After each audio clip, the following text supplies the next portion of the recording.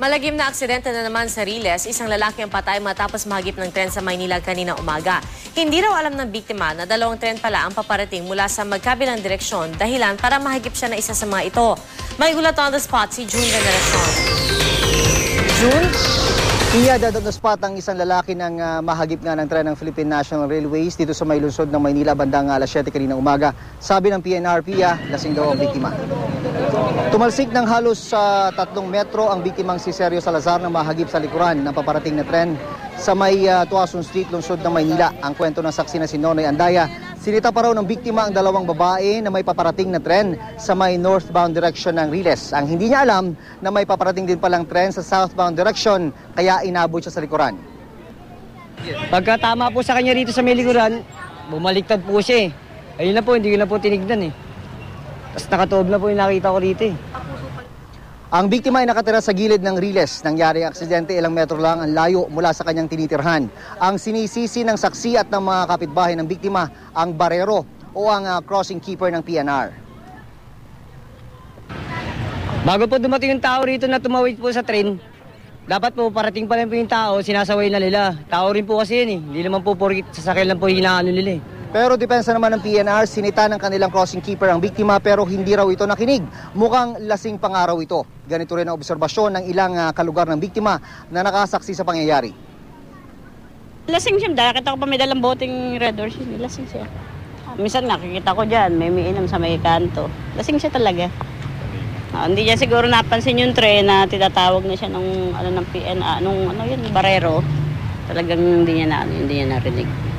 Parang wala sa sarili. Halos kuyugin naman ng mga kaanak at ang kapitbahay ng biktima ang mga tauhan ng PNR na nag-imbestiga sa pinangyarihan ng aksidente dahil sa pagkalat ng usap-usapang hold-upper daw ang biktima. Hindi na ma-hold up ka rin, tatay mo! Sana mamatay din kayo! Malalaman sa tatay ko! Pia, pag-aaralan pa daw ng PNR kung ano ang mga posibleng tulong na maaari nilang maibigay sa pamilya ng biktima. Pia? June, sa ngayon, nasaan na yung barero? Yung barero, Pia, ay kinuha muna pansamantala ng PNR dahil napakainit ng sitwasyon dito kanina. Parang magkakaroon na nga ng kuyugan dito kung hindi lang naialis agad yung barero ng PNR pero sasailarin pa rin siya sa investigasyon ng PNP, Pia.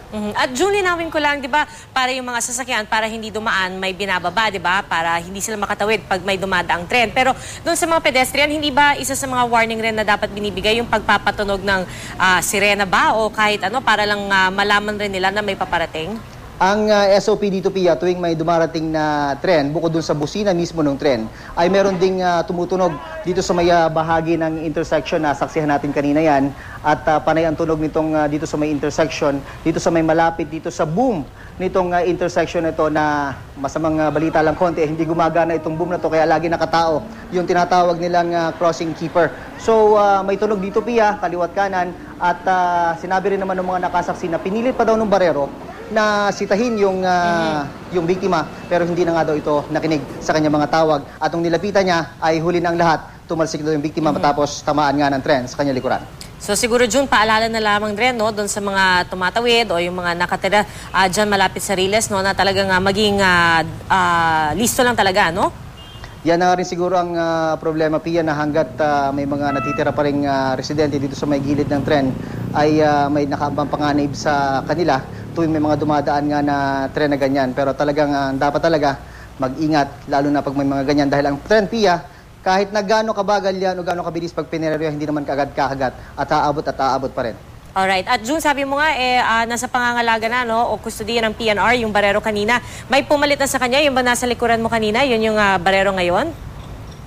Ayan, yung naka-orange na yan, Pia, yung barero na nakarelyebo dito sa area na yon. Siya yung nagmamando dyan, naglalagay ng stop sign pag may dumadaan na sasakyan. Kaya nga, sabi ko nga kanina, hindi nga gumagana itong boom, kaya nandiyan siya palagi at nakabantay, Pia. Alright, maraming salamat, June Veneracion.